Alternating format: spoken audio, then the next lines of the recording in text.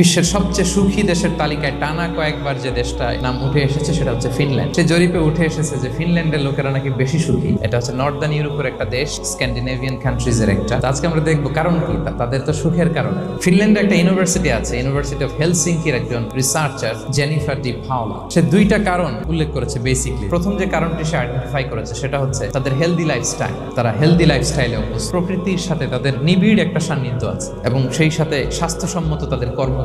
Healthy লাইফস্টাইলের কারণে তারা happy. যদিও আমাদের অনেক শিল্পীরা গান গান আমি কষ্ট পেতে ভালোবাসি তাই তোমার কাছে ছুটে আসি, গানে বলে, কিন্তু সেও জীবনে কষ্ট পেতে চায় না।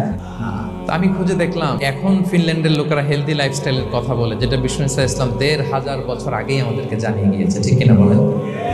আপনি যদি বিষ্ণু ইসলামের বায়োগ্রাফি একটু চেক করেন, প্রকৃতির সাথে বিষ্ণু ইসলামের সম্পর্ক যে কতটা নিবিড় ছিল আপনি শুনলে অবাক হবেন। দেখবেন যে কতটা অর্গানিক লাইফ বিষ্ণু ইসলাম লিড করেছেন।